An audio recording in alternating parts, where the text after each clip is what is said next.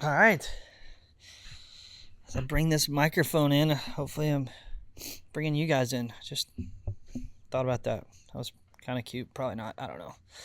Well, I'm back. We're trying to get these out every 2 weeks. But I went on a couple vacations that I had booked, I had planned before I kind of agreed, or I guess the agreement was with myself to do this podcast. And so I couldn't really back out. And I was so thankful to go on some vacations. I went to 30A with my wife for her birthday. That was a great time. It was our 1-year-old's first time to the beach. And we were worried about Shade because he's a strong-willed little chump, man. And so like we were kind of worried that he wasn't gonna like the sand. But he loved it. Once he saw his big sister in the sand, he spent a lot of time in the sand. But no, that was great. We had a really good time down in 30A. So hard to get away from. I think people, even me, I've said it a million times, like, man, that seaside 30A area is getting so overpopulated and it's so hard. And I don't know, every time I go, I can't get away from it. I think it just really depends on where you stay. And we stayed in Watercolor and we had the best time. It's so good for the kids. We never got in our cars. We were in golf carts. I love the place. I love everything about it. And we enjoyed ourselves a lot. And I haven't always said that going down there. Like I said, I think it's busy, but we enjoy it. It's so hard to get away from. So I enjoyed that. And then from there, I went to Vegas with a couple of my buddies, which is, Spence Vegas edition is, that season of my life is quickly fading. But I had a good time. I enjoyed the guys I was going with. Shout out to the homies. But yeah, I mean, coming from a 7-day or 5-day vacation in 30A, 24-hour turnaround in Bowling Green to get things situated here, to get back on a plane to go to Vegas.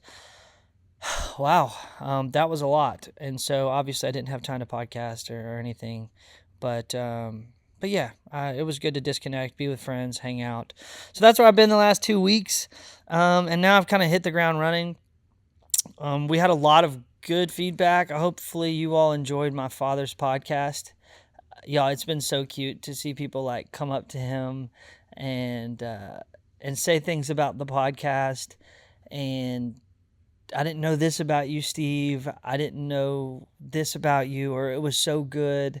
Because quite frankly, I'm going to be honest with you. I mean, when I asked my dad to be on the podcast, I'm not even going to tell you he somewhat knows what a podcast is, I guess, but the whole ambiance around it and I don't know. I don't know if he knew where it was going to go or what it was even going to do. He's just he's an old soul. He's old school, and so it's just been fun seeing how far that went, just inside Bowling Green in particular, and seeing the reactions and people patting him on the back. I mean, my dad's been my superhero for a long, long time, and for you all to hear his story and take a liking to his story, warmed my heart, and it was good for me just to sit and and hang with Pops for a little while. I think, believe it or not, our relationship's been better since then. I think he appreciated the questions. I think he appreciated me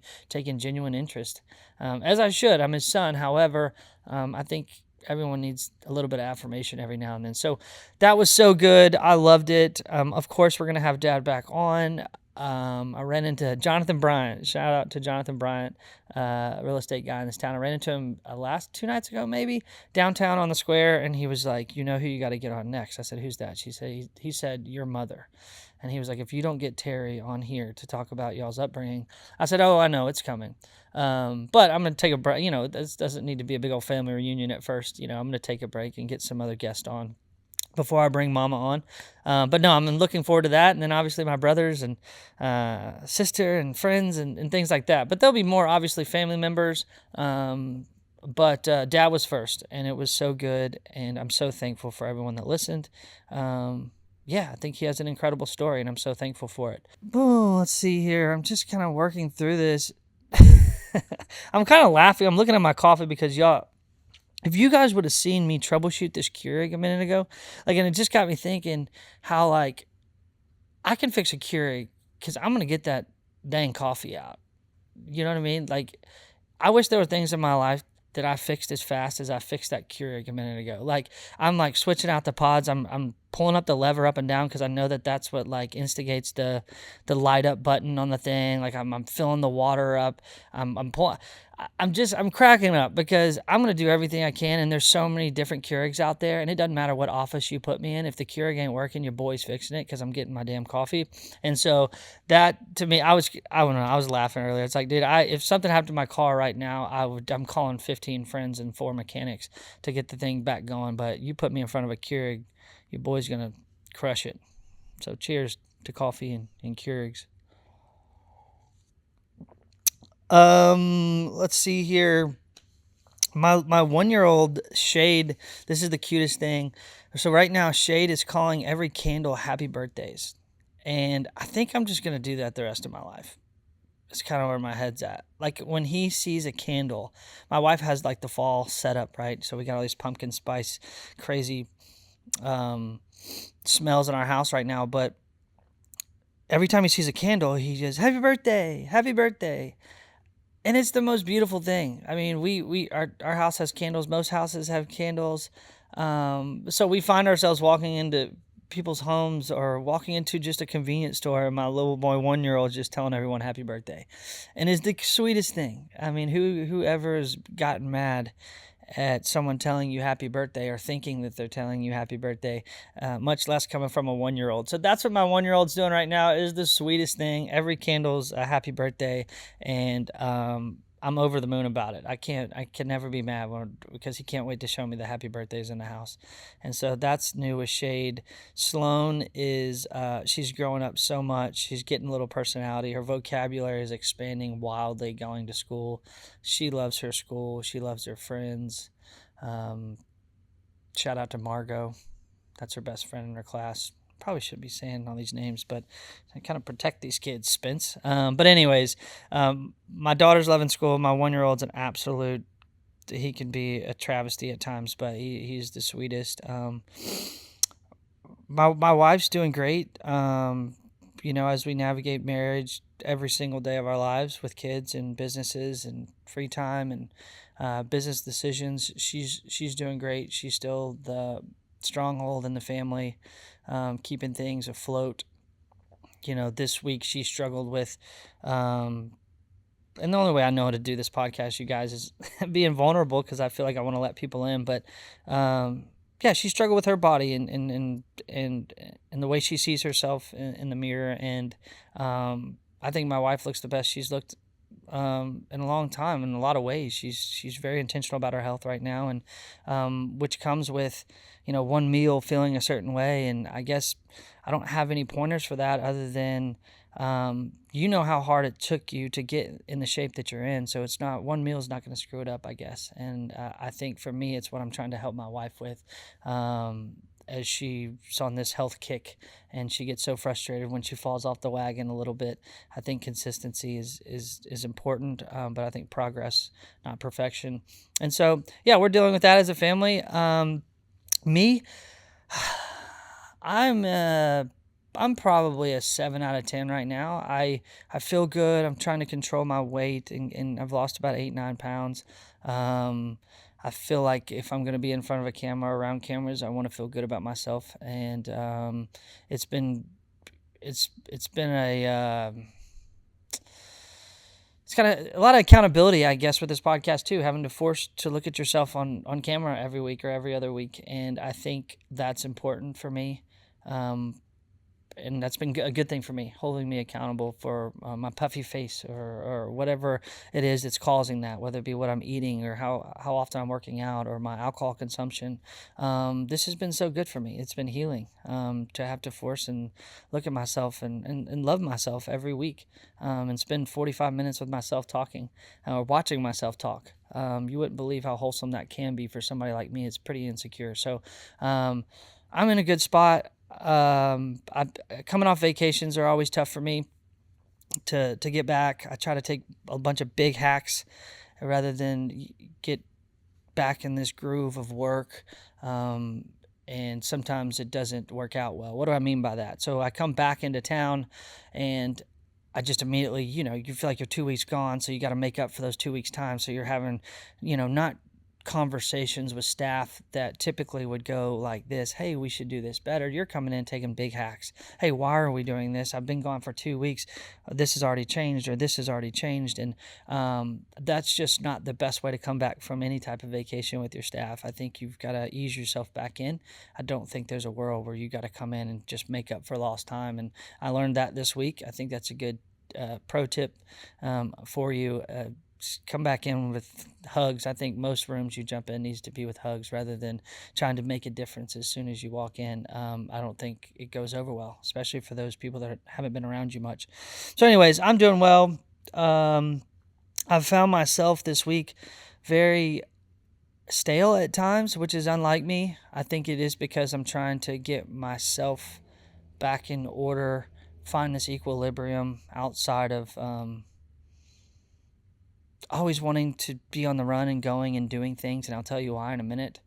But for me, I've always coped with fun and going, but at some point, man, you just kind of run out. And I think Florida and work and all the decisions that I've been making or trying to make, and the podcast and producing another podcast, and all the hurdles and hiccups that we'll talk about in a minute with that one.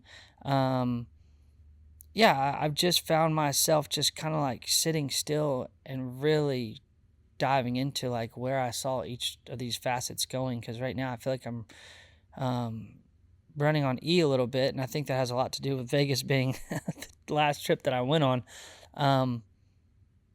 But yeah, I'm learning how to be still and just sit in my own thoughts and not wonder about what the world's doing or what I should or could be doing. And I feel like that's been very healthy for me this week. And that's where I'm at personally. It's been weird just sitting and just being with my thoughts when you feel like you have so much that needs to be done. But I'll tell you more about that in a minute. But that's where I'm at. Some current events, I think, since the last time we spoke. Charlie Kirk had gotten assassinated. And we've seen so much stuff come out on that, and I won't spend a lot of time here. But I did put out a small video on Facebook because I was asked to speak at the Charlie Kirk Vigil at Western, and I saw that it was a massive turnout, so I'm super pumped for those guys that were able to make that happen.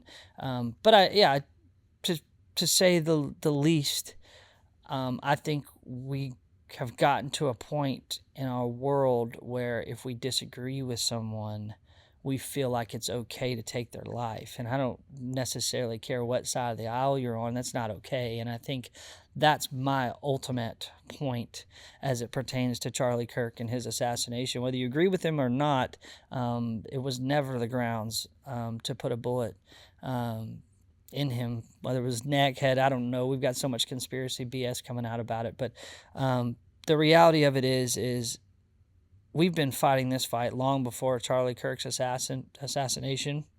This isn't about left or right. This isn't about Democrat or Republican.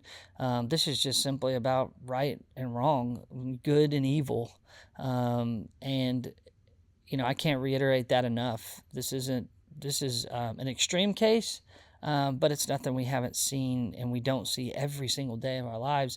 And I think if Charlie Kirk was sitting here, he would tell you exactly what I'm about to tell you. Charlie Kirk can't save you. I can't save you. Nick Lawson that I'm sitting with can't save you. Jesus is the only person that can save you. And I think Charlie did the best way he knew how to point people to Jesus, and that I can respect. I'm not saying that you necessarily had to agree with the way he pointed people to Jesus. However, I felt like that was what he was living for.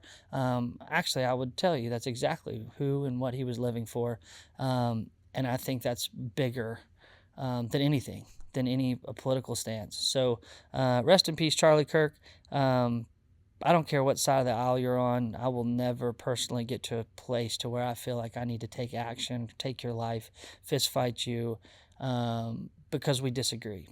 I don't think that that's how this country was founded on, and I don't think that it's the way to go moving forward. I think we would all agree on that. So that's that. I'm trying to think of any other current events. Oh gosh, so this one's kind of funny. I wasn't expecting to talk about this, but it came out last night. So like the Morgan Wallen video of him getting arrested after throwing the chair off the bar on Broadway got released last night. And there's a couple things.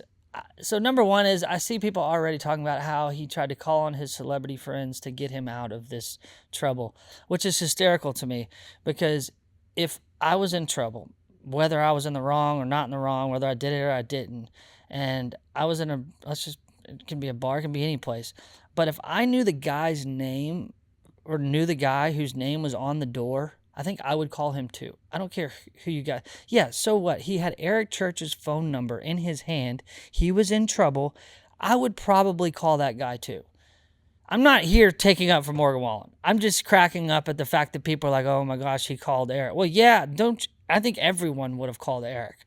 I think everyone, if you were in trouble at Donato's and you had my number, hopefully you would call me. I don't know. Like, for me, it's just like the common sense around it all. It's like, yes, was he probably being pompous, and Morgan, if you see this, I love your music, and I've never met you, so I can't speak on your integrity, but yeah, like it just some of that stuff. It's like, duh, guys. Like he's going to call Eric Church because he knows the guy that owns the bar. His name's on the bar, and he's found himself in some trouble.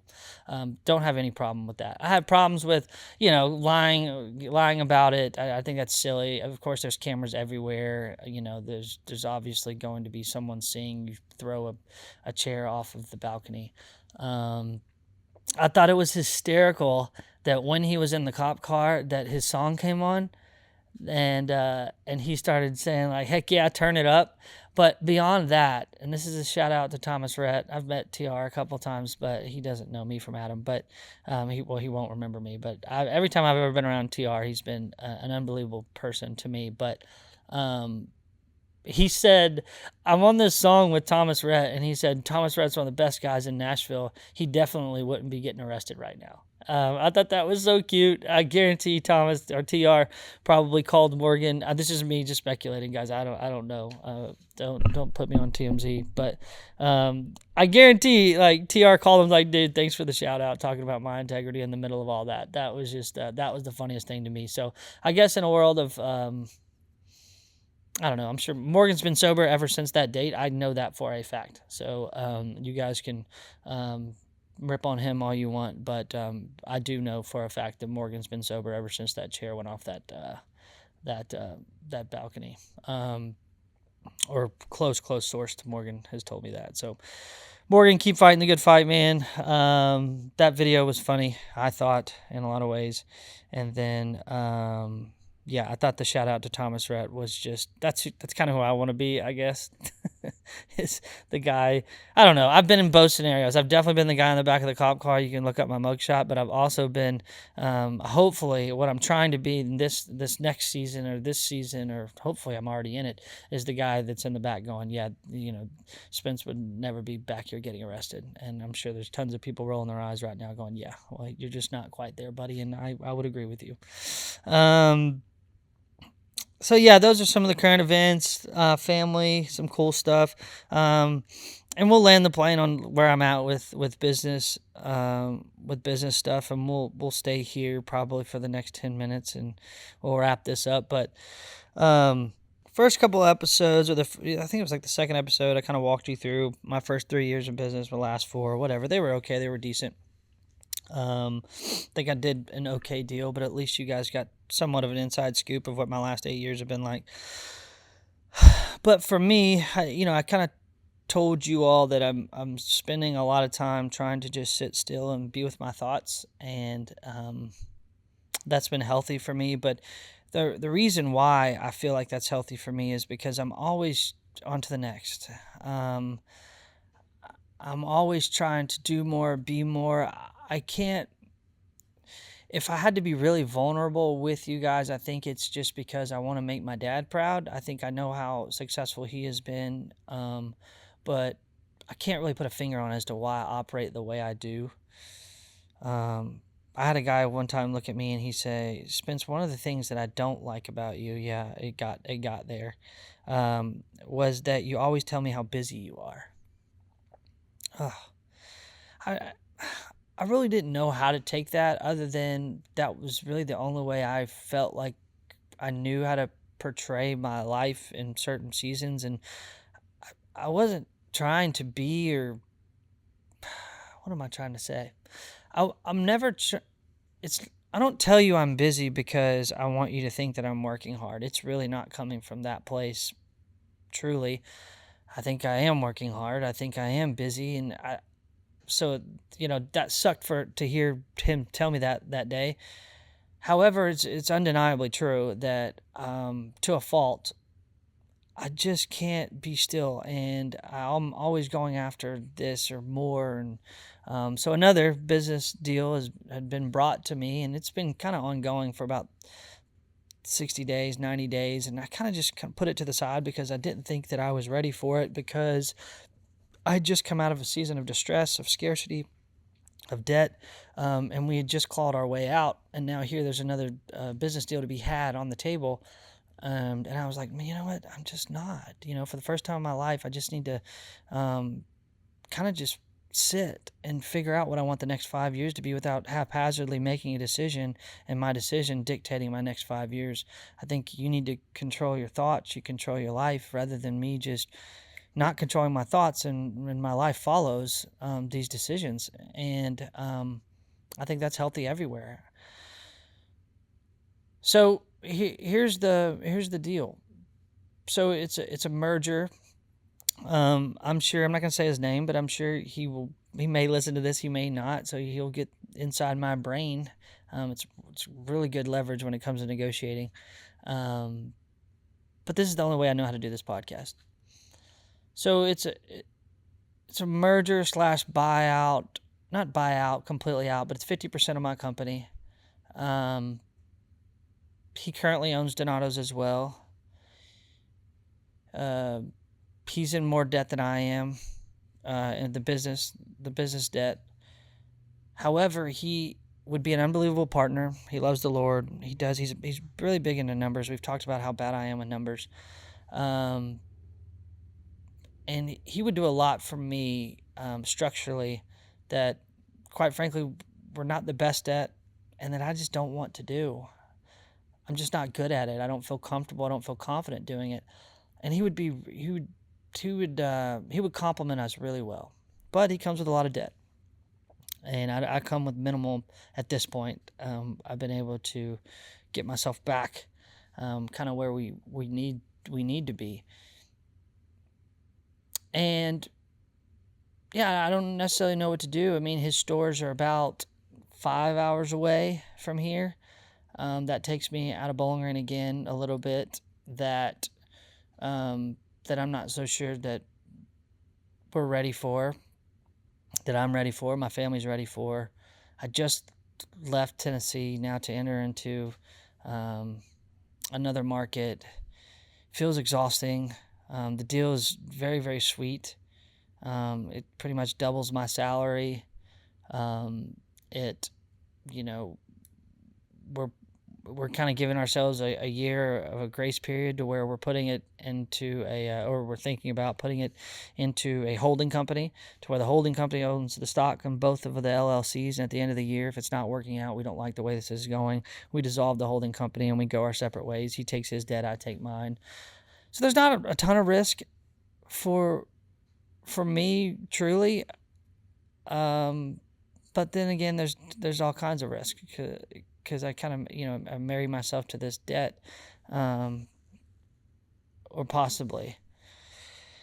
So anyways, I call one of my mentors yesterday, and I just walk him through exactly what I kind of told you, on how the deal is kind of working itself out. And he looked at me and he said, "Do you want me to be honest with you, Spence?" He said, "How honest do you want me to be?" And I said, "I'm not going to name names, but I said, I want you to be as honest with me as you possibly can." He said, "I think you're absolutely nuts." And I was kind of working myself up because I thought it was a pretty good deal, and I was going to, a little bit more financial freedom. And, I was looking at it from kind of a financial situation more than I was anything.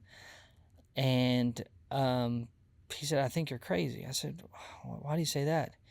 He said, "After the year that you just came in out of, um, this is just the people you need in your life, right? After the year that you just came out of, on top of, I've been to your Donato's on Fairview, and in the last 2 years, it's nothing like how you ran it. So your service and your product here, your bread and butter is suffering. You just came out of a season of debt, and now you're trying to put yourself back in some more. And every time you talk to me, you're involved in something different. What do you want to do with your life?" And then what he said last is what really has allowed me this week, in the last 48 hours in particular, just to sit and think and not just be busy, but be purposeful. And he looked at me and he said, "Spence, you're one of those guys that I've always wanted you close, and I've wanted to be a part of your world. However, I'm getting tired of chasing you.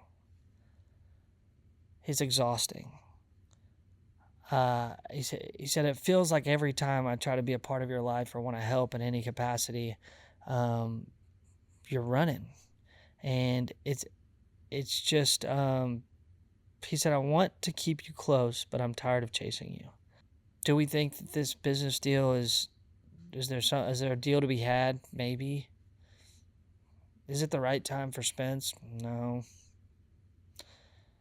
I go back to both of those men in certain seasons of my life. One of them probably a little bit more derogatory, saying that they hated how I always said that I was busy. And then just 2 days ago, the one guy in my life outside of my dad that I'll go to every single time looks at me and says, "Man, I've tried to be a part of your life, but I'm tired of chasing you."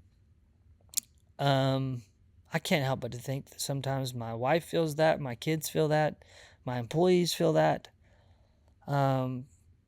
And if I'm being honest, I feel that today. I feel like I'm running in tons of different directions. I don't know where they're all headed. If you've been around me at all in the last 6 months, I think I've said, "Gosh, I got the restaurants, I got the podcast, I got my own podcast, I got this media company we're starting up. Man, if one of them would just give, then I'd be fine, right? I'd be fine." And I think I hear God saying in this season of my life, just, man, keep the main thing, and get back in that restaurant and make these 2 stores exactly what they were built on. And then obviously continue to do the stuff on the side. But I think you found yourself running in so many different directions, and the thing that got you here and that gave you the opportunity to go in all these different directions, you've kind of neglected. And I heard that loud and clear yesterday. So personally, slow the hell down. But from a business standpoint and just a company awakening, was we've got to be better. And I think I told my wife yesterday, and I didn't come up with this, I read it in a book, but I just need to get better before we get bigger. And that's what we're going to do in this season. Was there a deal to be had? Of course. Was it probably a good deal? How about this? Could we have shaped it into a good deal? Of course. But it's probably not for me right now. We're going to be the best operator of 2 restaurants that we possibly can be. Working on a third, for my real estate people that are watching. I don't want them to think for a second that I'm bailing on that, but working on a third. I'm gonna produce this one podcast for these guys, 2 of my best friends in the world, or they've become some of my best friends in the world because I love the way they do life. I love going through this mess with them together with the Nobody Asked for This podcast. They're younger than I am. They were excited about this podcast, but then they quickly realized the amount of work that goes into just about anything. And then also, they are in the entertainment space, and they do have way bigger platforms, and these guests have way bigger platforms. And so that's been a lot more work than just sitting down and filming and editing and putting it. It just has. I mean, one thing being said by one of these guests, and it comes from our platform, can create a lot of tension and animosity if we don't edit correctly, if we don't get the cuts out of it that they want, because they can be canceled, right? I hate that thing, and I hate the whole terminology, but it directly affects their career if they say something that misrepresents themselves and we don't cut it out of this podcast when they ask us to. So it's just dealing with those type of people with bigger platforms has been nerve-wracking and a change for me, and something that I wasn't ready for. But the guys have extended so much grace, and Logan Crosby and Ben Williams are two of the best guys I know. They complement each other so well. One of them's pretty carefree, and one of them's pretty analytical, and they just, they're great guys, and they're honing in on how they want their podcast to go. We have one that we filmed that we thought was really funny, but we're probably not going to put it out, because we, as men, as we just agreed that it wasn't necessarily how we wanted this thing to go. We kind of jumped off the tracks for views, and I'm proud of them for making that decision. And so we're going through that. And then this podcast, coming on here and being vulnerable, and talking about my life and where I'm at. But I don't want you to have to chase me. I want to sit for a while. I want to hang. I want to get better. I want to be back in my own restaurants. I want to work some Friday, Saturday nights. I want you to see me through the drive-thru. I want to be in the dining room. And then I want to give it all I got to this podcast and to the guys. No more business deals for a while, I think. I haven't told this individual yet. We have our Donato's Partner Conference next week in Columbus. I'm excited for that. And so it's just, he's such a good guy, and I would partner with him all day. It's just, after getting the feedback that I've gotten this week, I just got to quit running to anything other than my Savior, of course. But I'm not trying to preach. So, yeah, guys, that's where I'm at. Thank you so much for listening. I'm not going to dog anyone. We had a guest today. It didn't work out, but he is an unbelievable guy. He's signed to Pitbull right now. He's planning a show this weekend in Nebraska. Bus call got changed on him, and so he had to dip. But one of my favorite people. His story is remarkable. And I just want you guys to listen. So we're going to get him on here.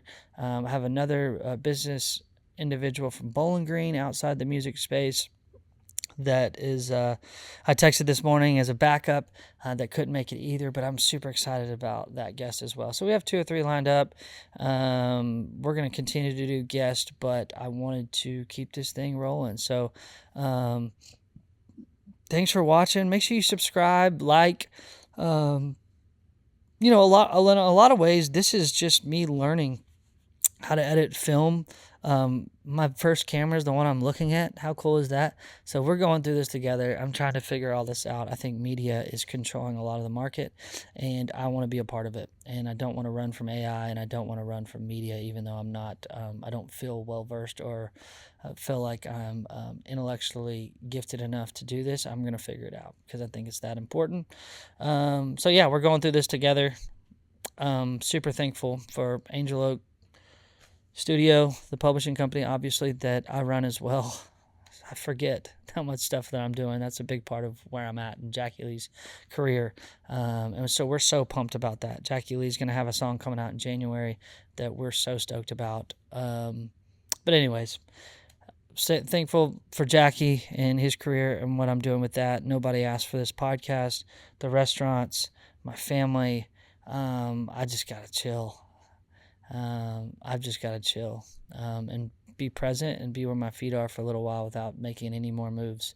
And just, I'm just going to be better instead of bigger in all facets of my life. thank you guys for listening. I love you. Subscribe, like, share, and come join me. Even if it's like we don't have anything to talk about, it's just like, hey man, like let's go do this. We'll put you next to me and we'll just have coffee and chat for 45 minutes and you just talk to me about what's going on in your world and we'll film it. Who says we can't? Love you guys.